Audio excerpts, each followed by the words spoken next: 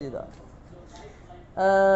poem that we are going to do is Goodbye Party for Miss Pushpa T.S.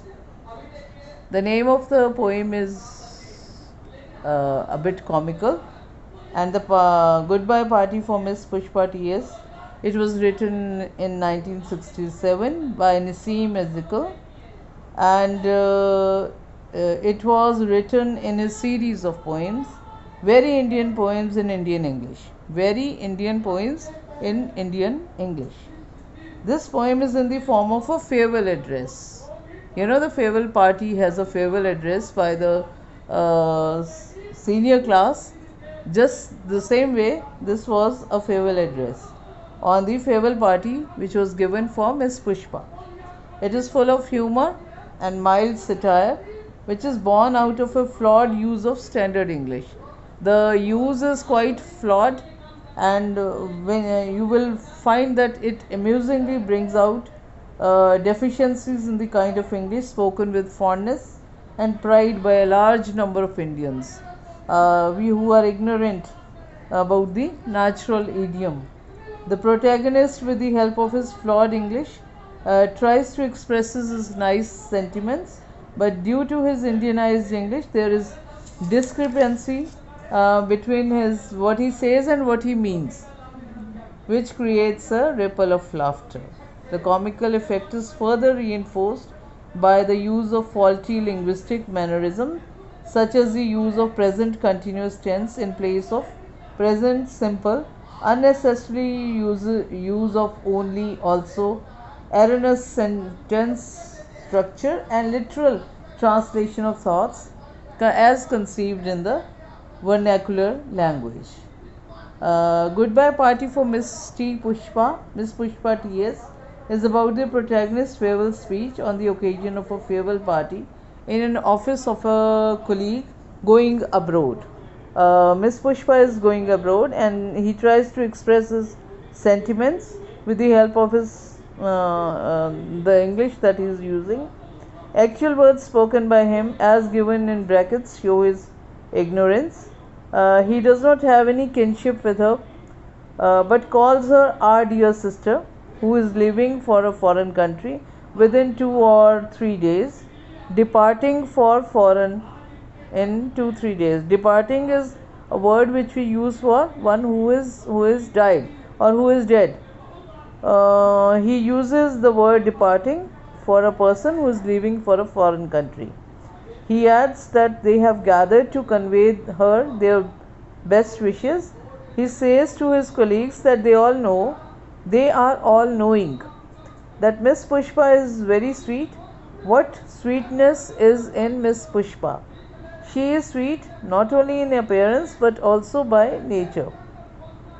I don't mean only external sweetness but internal sweetness.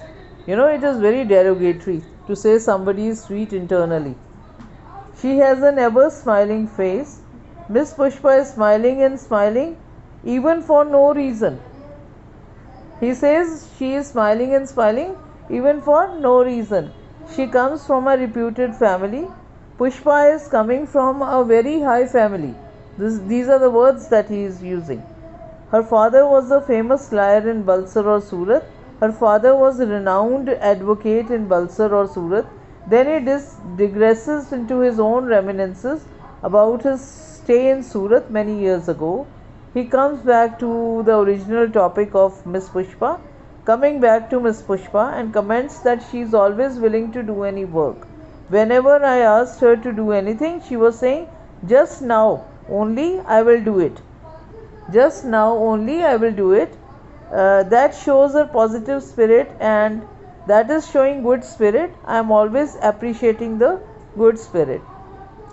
Whatever I or anybody is asking, she is always saying yes. Is this something that you have to say to someone who is going away? Whatever I or anybody is asking, she is always saying yes.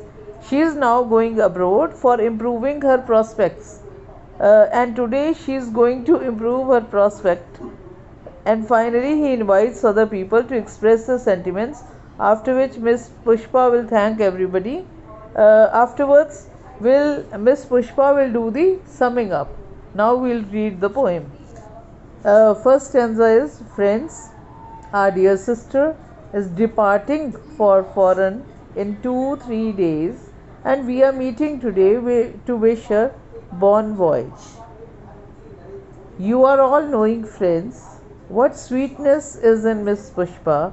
I don't mean only external sweetness, but internal sweetness. Miss Pushpa is smiling and smiling, even for no reason, but simply because she is feeling. Miss Pushpa is coming from very high family. Her father was a renowned advocate in Balsar or Surat. I am not remembering now which place. याद ਉਹਨੂੰ ਕੁਛ ਨਹੀਂ ਹੈਗਾ, ਬਸ ਐਵੇਂ ਬੋਲੀ ਜਾ ਰਿਹਾ ਉਹਦੇ ਲਈ. Surat, yes. Once only I stayed in Surat with family members of my uncle's very old friend. His wife was cooking nicely. That was long time ago. Coming back to Miss Pushpa, she is most popular lady with men also and ladies also. She is a very popular lady with men also and ladies also. Whenever I asked her to do anything, she was saying, just now only I will do it. That is showing good spirit. I am always appreciating the good spirit. Pushpa Miss is never saying no. Whatever I or anybody is asking, she is always saying yes. And today she is going to improve her prospect, and we are wishing her bon voyage. Now I ask other speakers to speak, and afterwards Miss Pushpa will do summing up.